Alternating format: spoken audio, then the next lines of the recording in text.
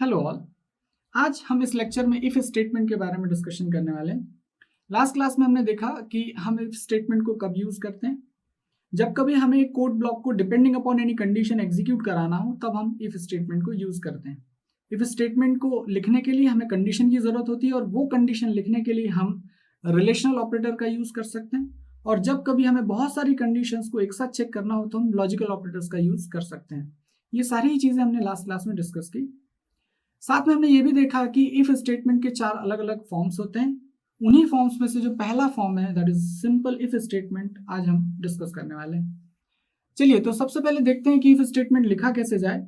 मान लेते हैं आपका ये लीनियर फ्लो चला आ रहा है। यहाँ आकर आपको कुछ डिसीजन लेना है। वो डिसीजन लेने के लिए हम यहाँ पर इफ स्टेटमेंट लिखेंगे और इफ स्टेटमेंट लिखने के लिए जो सिंटेक्स होता है वो कुछ इस तरीके से होता है। यहाँ ये जो कंडीशन है ये कंडीशन लिखने के लिए हम या तो रिलेशनल ऑपरेटर का यूज करेंगे और यदि बहुत सारी कंडीशंस मेंशन करनी है तो उन कंडीशंस को जो रिलेशनल ऑपरेटर्स की मदद से लिखी है उन्हें ऐड करेंगे या कॉन्कैट करेंगे लॉजिकल ऑपरेटर की मदद से। अब हमने पहले भी देखा है कि जो कंडीशन उसे हम पैरेंथेसिस के अंदर मेंशन करते हैं। जब हमने यूज ऑफ ब्रैकेट्स पढ़े थे तब हमने ये देखा था। तो कुछ इस तरीके से आपको इफ स्टेटमेंट लिखना है। This is if, then will have to mention the condition and this is the block of code which actually depends upon or its execution actually depends upon this condition। यदि ये condition satisfy होती है तो ये code block execute होगा और यदि ये कंडीशन सेटिस्फाई नहीं होती है तो ये कोड ब्लॉक स्किप कर दिया जाएगा। इसे और अच्छे से समझने के लिए मैं यहाँ पर इन कोड ब्लॉक्स को कुछ नाम दे देता हूँ। मान लेते हैं ये कोड ब्लॉक ए है, ये कोड ब्लॉक बी है और ये कोड ब्लॉक सी है। जब कभी इसका इस स्टेटमेंट का या इस ब्लॉक का एग्जीक्यूशन होगा तो वो एग्जीक्यूशन कैसे होगा हम यहाँ पर देखते हैं। सबसे पहले ए ब्लॉक एग्जीक्यूट होगा। उसके बाद जब आप यहां आएंगे यहां कंडीशन चेक की जाएगी। मान लेते हैं जो कंडीशन है वो कंडीशन आपकी ट्रू हो जाती है। उस केस में आपको अंदर आना अलाउ होगा। आप अंदर आएंगे और बी ब्लॉक एग्जीक्यूट होगा। ब्लॉक का मतलब यदि मैं बी ब्लॉक कह रहा हूं तो ये चारों स्टेटमेंट एग्जीक्यूट होंगे। यदि मैं कह रहा हूं ए ब्लॉक एग्जीक्यूट होगा तो ये चारों स्टेटमेंट एग्जीक्यूट होंगे एंड सो ऑन। फिर इस बी ब्लॉक के एग्जीक्यूशन के बाद आप बाहर आएंगे और फिर सी ब्लॉक एग्जीक्यूट होगा।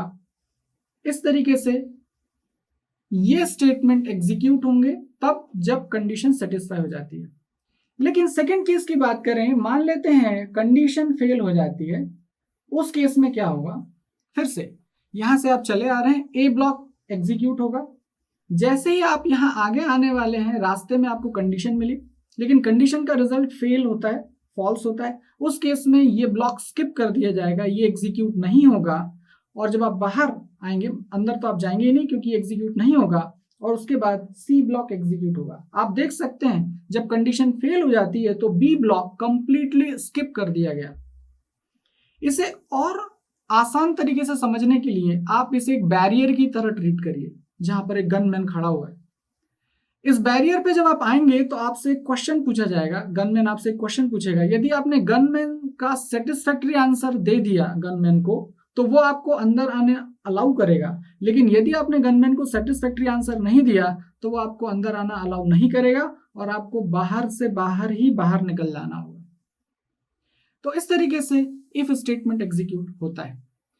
इफ स्टेटमेंट में आपको ये बातें और ध्यान रखनी है कि आप एक के बाद एक आपके पास कई इफ स्टेटमेंट हो सकते हैं। जैसे मान लेते हैं मैं यहां पर लिखता हूं, सबसे पहले मैंने इफ स्टेटमेंट लिखा और एक कंडीशन C1 लिखी, उसके करस्पॉन्डिंग ये कोड ब्लॉक है। फिर मेरे पास फिर से एक कंडीशन है तो मैं यहां दूसरी कंडीशन लिख सकता हूं, उसका करस्पॉन्डिंग कोड ब्लॉक। फिर मेरे पास तीसरी कंडीशन है, मैं तीसरी कंडीशन भी मेंशन कर सकता हूं। इस तरीके से n number of condition you can mention. जब इस तरीके से कोड ब्लॉक लिखे हुए हैं उस केस में क्या होगा, ध्यान दीजिए, जितनी भी इफ कंडीशंस इस तरीके से लिखी है सारी कंडीशंस चेक की जाएगी। सबसे पहले C1 कंडीशन चेक की जाएगी, यदि ट्रू होती है तो उसका करस्पॉन्डिंग ब्लॉक एग्जीक्यूट होगा। फिर यहाँ आएंगे C2 कंडीशन चेक होगी, यदि वो कंडीशन ट्रू होती है तो उसका करस्पॉन्डिंग ब्लॉक एग्जीक्यूट होगा। यदि नहीं होती है तो ये ब्लॉक एग्जीक्यूट नहीं होगा। इस तरीके से जिस भी कंडीशन जो भी कंडीशन यहाँ दिख रही है वो यदि ट्रू होती है तो उसका करस्पॉन्डिंग ब्लॉक एग्जीक्यूट होगा, यदि फॉल्स होती है तो वो ब्लॉक स्किप कर दिया जाएगा। इस तरीके से आप n नंबर ऑफ कंडीशंस भी एक के बाद एक के बाद एक मेंशन कर सकते हैं। ऐसे केसेस में सारी ही कंडीशन चेक होगी, जो कंडीशन ट्रू होगी उसका करस्पॉन्डिंग ब्लॉक एग्जीक्यूट होगा, ट्रू नहीं होगी तो वो करस्पॉन्डिंग ब्लॉक एग्जीक्यूट नहीं होगा ना। इस पर बेस्ड हम कुछ एक एग्जाम्पल देखते हैं जिससे कि हमें क्लियर हो कि ये एग्जीक्यूशन कैसे होगा। मान लेते हैं आपको एक नंबर दे दिया जाए और आपको ये कहा जाए कि ये चेक करके बताइए कि नंबर पॉजिटिव है, नेगेटिव है या जीरो है। ऐसे केसेस में हम यहाँ पर इफ स्टेटमेंट को यूज करेंगे। नाउ फर्स्ट ऑफ ऑल हमें ये पता होना चाहिए कि हम किसी भी नंबर को पॉजिटिव, नेगेटिव और जीरो कैसे चेक करेंगे, क्योंकि जब हमें पता होगा तभी हम कंप्यूटर को सिखा पाएंगे। तो यहाँ जैसे कि आप जानते हैं नंबर लाइन में यहाँ पर जीरो मैं मेंशन कर रहा हूं, उसके बाद यदि कोई भी वैल्यू ग्रेटर देन जीरो होती है तो that value is termed as positive, और लेस देन जीरो होती है तो that value is termed as negative.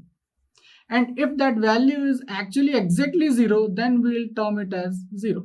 So this is how we will check the values. So यदि इसी प्रोग्राम को मुझे यहाँ पर लिखना हो C++ लैंग्वेज का यूज करके, तो सबसे पहले I will have to include the include statement. I have to write the include statement.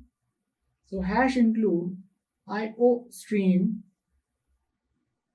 dot h, then starting with main function void main, first of all I'll define the variable. So यहाँ पर मैंने एक integer variable define किया। इसके लिए मैं user से एक वैल्यू इनपुट कराता हूँ। So I'll write that enter any value। जैसे ही ये मैसेज यूजर तक पहुंचेगा, यूजर एक वैल्यू कीबोर्ड की मदद से मुझे देगा और मैं उसे num नाम के वेरिएबल में स्टोर कर लूंगा। अब यहाँ पर हमारे पास तीन ऑप्शन है। जो भी नंबर आया उसकी वैल्यू जीरो हो सकती है, तो मुझे चेक करना होगा जो वैल्यू आई वो जीरो है क्या।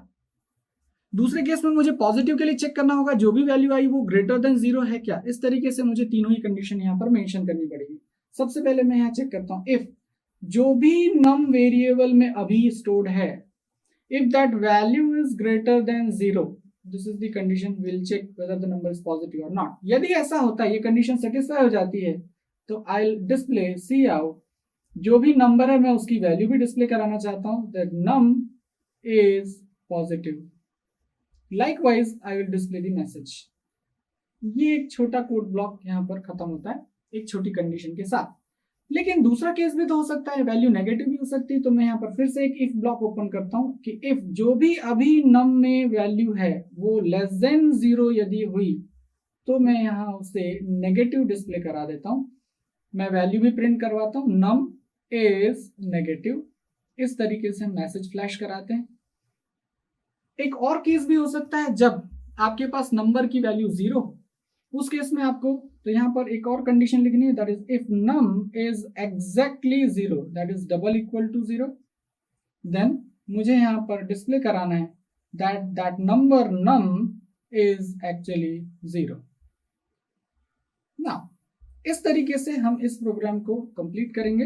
Now let us discuss this program in all three cases. पहली बार जब आप प्रोग्राम रन करते हैं, मान लेते हैं वेरिएबल num है, this is the first execution और फर्स्ट रन, और उस केस में यूजर ने वैल्यू दी है 5, तो यहाँ पर 5 greater than 0, the condition will be true, the message will be 5 is positive. So यहाँ पर क्या मैसेज आ जाएगा, पॉजिटिव। सेकंड केस, हाँ उसके भी पहले, अब जब ये कंडीशन सेटिस्फाई हो गई, ये स्टेटमेंट एग्जीक्यूट हो चुका है, अब क्या होगा, क्या प्रोग्राम टर्मिनेट होगा, नहीं, आगे आएंगे हम, यहाँ अगली कंडीशन भी चेक होगी। num की वैल्यू है 5, 5 लेस देन 0, कंडीशन फेल हो जाएगी, तो this block will be skipped. इसके बाद और आगे आएंगे, फिर भी ये कंडीशन चेक होगी, num is 5, 5 is equal to 0, condition is failed, ये स्टेटमेंट एग्जीक्यूट नहीं होगा, स्किप हो जाएगा। इस तरीके से हमें एक पॉजिटिव वैल्यू जो इस स्टेटमेंट में लिख के दी है वो प्रिंट होके आएगी।